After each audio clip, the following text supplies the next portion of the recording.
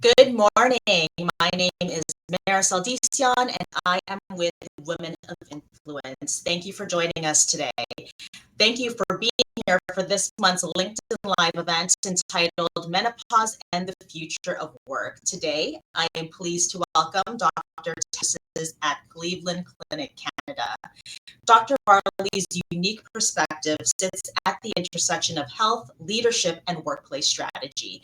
With a background that spans medicine, management consulting, and organizational advisory, Dr. Varley has helped leaders and companies design healthier, more sustainable workplaces while also maintaining her own medical practice.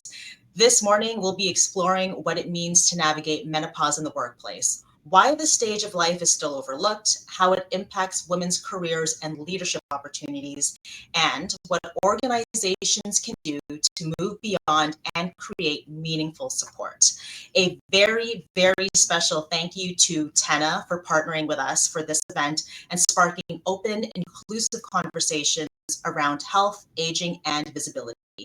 It is because of their commitments that women are fully seen and valued at every stage of life by allowing us to tell stories and have space for conversations like these.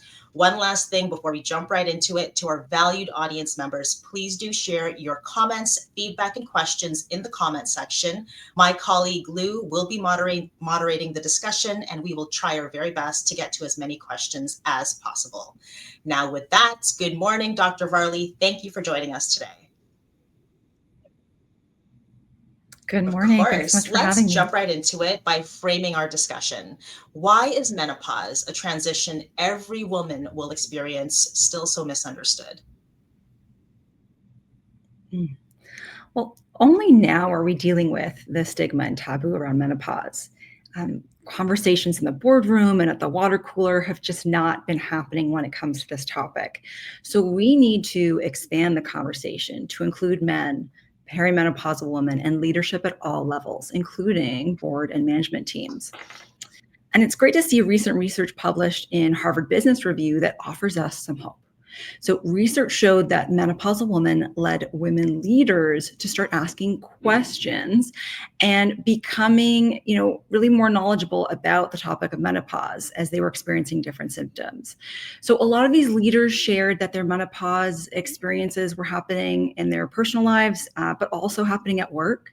And they were starting to ignore the conventional wisdom to conceal them in the workplace. And then better equipped, they use their positions to battle misinformation and stigma alongside a band of peers, mentors, and also friends. And many of these women reported that overcoming challenges related to their symptoms actually helped them to gain inner strength and new skills. And finally, their experiences really motivated them to make a difference and improve systems for other future women leaders. And frankly, menopause is now one of the 3 most common topics that I'm discussing with business leaders. And I think that that's really because businesses are beginning to recognize and openly discuss the opportunity to support perimenopausal and menopausal women and the potential contribution to corporate culture and employee engagement. But, in general, we do know that businesses have yet to implement significant menopause benefits in the workplace. So as an example, there was a recent Bank of America and National Menopause Foundation survey that found that 64% of women desire menopause-specific benefits, but only 14% said that their employers recognize the need for them. So still some work to be done. Dr. Varley, I absolutely agree that it is important that we remove the stigma from menopause discussion. Lou, my colleague, is going to be posting a link in the chat to your Forbes article, which is about menopause in the workplace and why it's finally getting the attention it deserves. That leads me beautifully up to my next question, which frames the why now. Now, more than 3/4 of women work through menopause, often while stepping into senior leadership. Why is this such a critical workplace conversation at the moment? You're right. It is a critical workplace conversation right now. And that's very much because this conversation is now more important than ever, and it's impacting more women than ever. So a Menopause Foundation of Canada survey found that the fastest growing segment of working women are actually those aged 45 to 55, which is when most women begin menopause. So the survey also talked about 1/3 of working women saying that menopause symptoms were negatively impacting their workplace performance. And we know that billions are lost to the economy annually because of unmanaged menopause symptoms. So today we know that perimenopausal and menopausal women are under stress. They're leaving their careers, their leadership roles to deal with the impacts of menopause, but also other healthcare issues and also caregiver burden related to sandwich generation concerns with taking care of children and aging parents. So we know that we need to keep women in the workforce to allow them to grow and evolve and to continue to make meaningful contributions to their organizations. And it's especially important because menopausal women have extensive experience in institutional knowledge. And we know that companies that have greater gender diversity are indeed more profitable. So McKinsey found companies in top quartile for gender diversity on exec teams were 39% more likely to have above average profitability. So we know that supporting women staying in the workforce is the right thing to do, but it's also the smart thing to do. Thank you for bringing that up and ending with the right thing and smart thing. I think it's absolutely important in these conversations to balance both perspectives and show not only the business case, but also how this impacts half of the working population. Now, from your perspective, Dr. Varley, as a physician and an advisor to organizations, what misconceptions do you often hear about menopause in the workplace? Well, I think a lot of people just underestimate the impact of menopause on a lot of women. We'll talk about hot flashes and night sweats, but they're no laughing matter, and especially when combined with high rates of anxiety, depression, fatigue, difficulty concentrating, and other symptoms. So there are some women who experience few, if any, or mild menopausal symptoms, but others, they can suffer from severe symptoms, and that can really significantly impact their quality of life and how they really show up at work. But it's also important to know that there is help and there are resources available for many of even the most severe symptoms. And I think a great example of this when we think about the corporate world is brain fog and menopause. So brain fog is a cognitive condition that can stem from menopause, and it can last for years. Lifestyle changes, dietary and nutritional adjustments, those can help, and new treatments are evolving. Meanwhile, recent research shows that hormone replacement therapy, which, as we know, some doctors have been more hesitant to prescribe in the past, it's generally safe and works well for many women. So as we better understand menopause and its implications, we're also finding better and more effective solutions to combat the symptoms. So I would encourage everyone on this call to talk to their medical practitioners about the different options that are available to deal with and overcome menopause symptoms.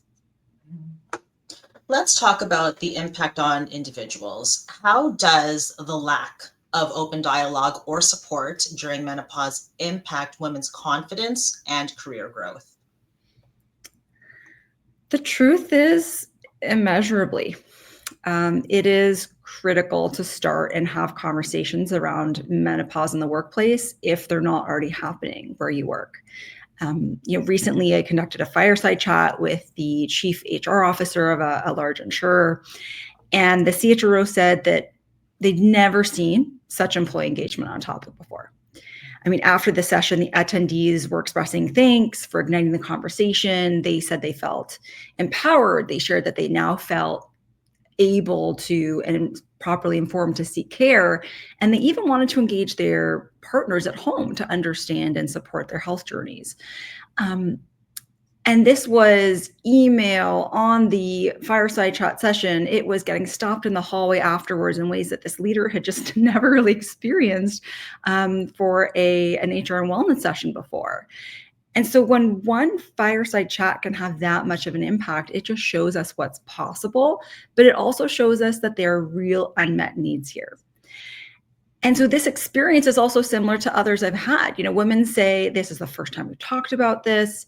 What took so long? And so when women have knowledge, they are more confident, they understand their options, they can seek the help that they need, and their careers are then more likely to remain on track.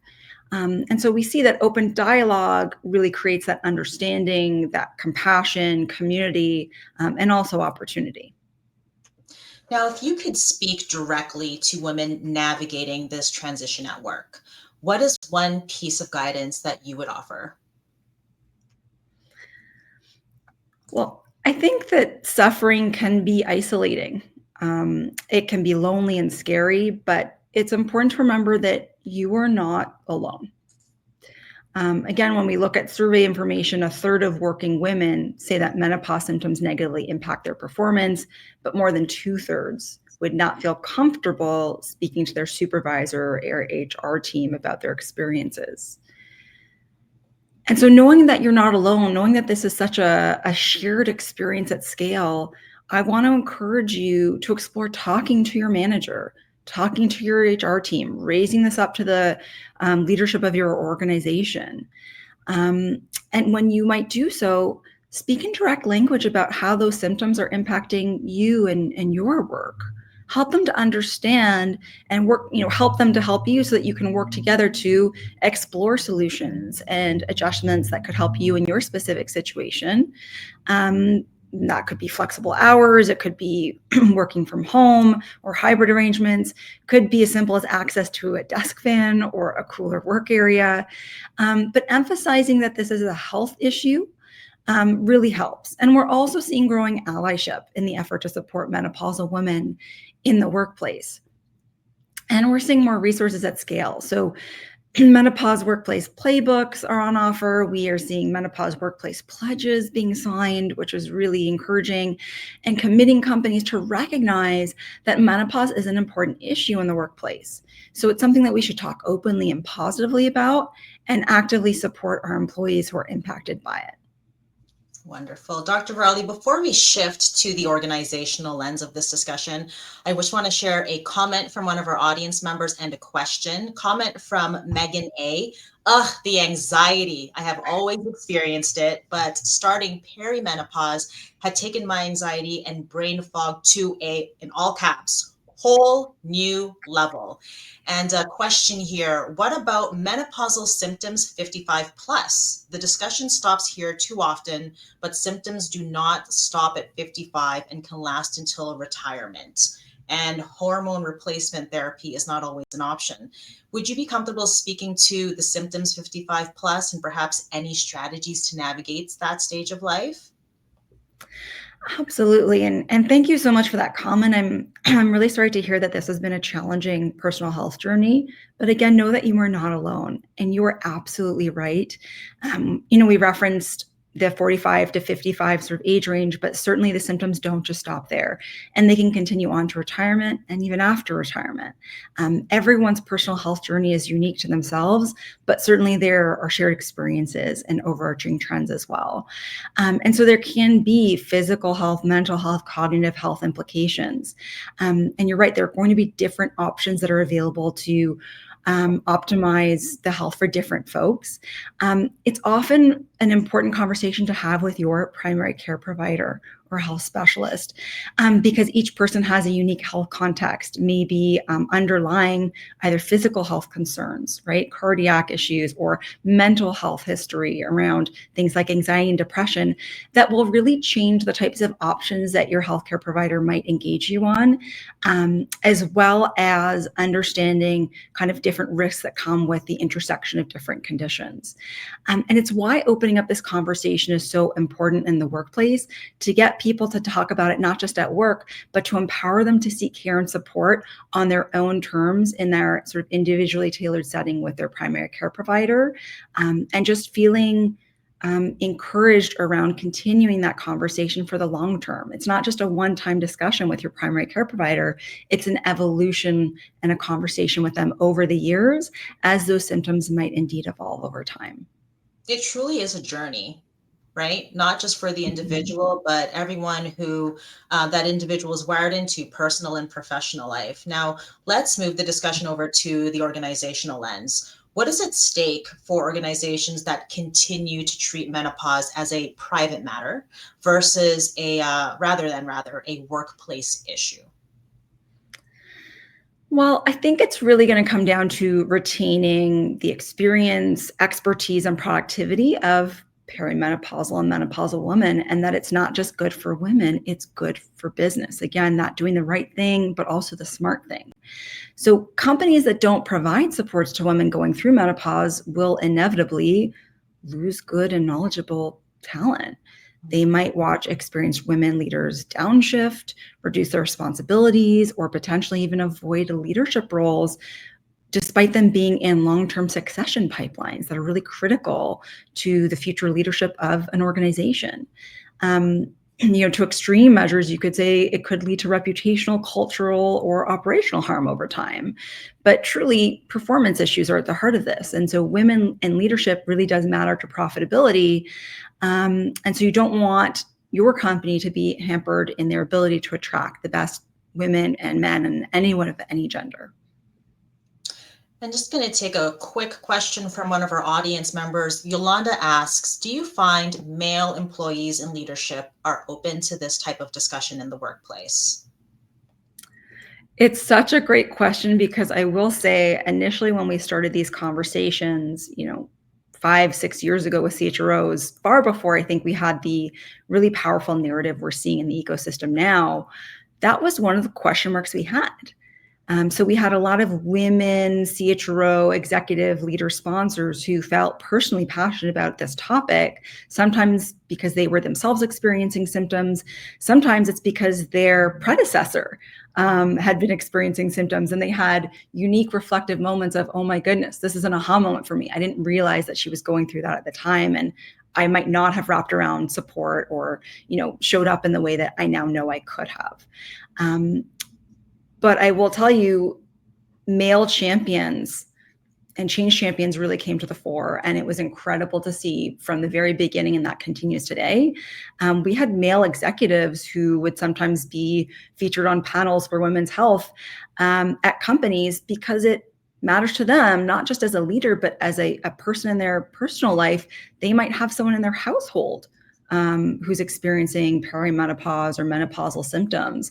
And it was amazing to see their eagerness to learn, the lack of any sort of stigma that they would have introduced at all to the conversation. It was really just an open discussion, sharing the questions that they had, and really excitement around understanding the conversation better and how they could actually support their team members, their partner at home perhaps, but also their organization to succeed. So it sounds like there's a lot of opportunity. One, to table the conversation, to move the conversation forward if it's already begun at your organization. Can we talk about some of the barriers that are still in place, though, that, perhaps some individuals or departments might need to navigate as this discussion continues to bubble to the surface? What are the barriers that keep organizations from really addressing this openly? And is there a particular step that you could take, that they could take rather, to start shifting culture today? Well, I think the biggest barrier here is that this is new in the workplace. We just haven't gone here before. And we are going to tackle menopause in the workplace just like we did with mental health, but we're at an earlier stage here. So with mental health, we saw that topic, that discussion mature and grow over time. We all got better at talking about anxiety and depression in the workplace, creating policies in HR to support people going through mental health journeys, but that took time. So we're likely to see that same evolution happen for menopause in the workplace, but we're just now seeing the earlier stages of awareness, adoption, early sponsorship, and resourcing to address previously unmet needs. And we're getting better at uncovering and iterating on solutions together. So as a practical step, just starting with a committed sponsor who wants to champion menopause in the workplace. And that could be someone of any gender. Ultimately, it just takes someone to champion catalyzing those conversations, helping to remove any stigma, and really cascading and creating vocal allies among colleagues to get into meaningful programs that can be put in place for companies. And this could be led from the bottom up or top down. Like, it just takes one person or one employee resource group to say, this matters, and then the effort can take off. I've got a great follow-up question from one of our audience members here. Stephanie asks, are there materials, articles that we can share with our HR department to back up these perimenopausal symptoms and help along the discussion? Before you answer, Dr. Varley, Stephanie, I will note that my colleague Lou did share a great article that Dr. Varley wrote that is on Forbes. The link is in the comments section. But Dr. Varley, any other resources that you can point our audience members to? There are so many great resources now, even compared to 4 or 5 years ago. I tend to like HBR as a great source, given it has healthcare elements, but ultimately a corporate audience, so that it translates some of those health-related topics into a language that really empowers HR leaders, for example, with that synthesized information, with some top tips on things that they can try next. And generally, branding of materials can matter as well. So picking resources from really well-known platforms that are likely to get good uptake. But I'd say HBR, Forbes, Fortune would all be great ones, Fast Company. And I think that we're seeing this topic across all of those types of platforms. Wonderful. Now, have you seen any examples of workplaces that are leading the way in supporting menopause? And if so, what can others learn from these approaches? Yes, we are seeing a lot of companies start to make great progress in this area. And often the executive sponsored kind of topics and companies tend to lead with the earliest and strongest business cases. So, and we work with quite a few of them. So a great example, I think, that is featured in that Forbes piece is, Bank of Montreal, BMO. It's a leading North American bank, and they really recognize that investing in women's health is essential to create a healthy, inclusive, and productive workplace that benefits everyone. So a few years ago, they launched a women's health strategy. Encompassing initiatives to engage employees, amplify support for women's health. And that ranged from webinars featuring medical experts around women's health topics, especially those not often talked about or considered taboo, like menopause, fertility, but also neurodivergent conditions. And the webinars, as an example, were really well attended. They helped to create safe spaces for conversations for employees to learn and share. And we also see other examples from companies like Lululemon, offering employees menopause advice through calls and chats with dedicated nurse practitioners.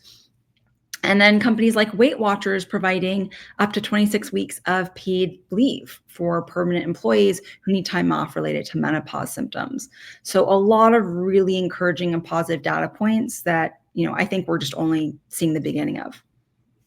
And to our audience members, I would encourage you to please connect with Dr. Varley on LinkedIn. I'm sure her feed is full of interesting materials that you can explore.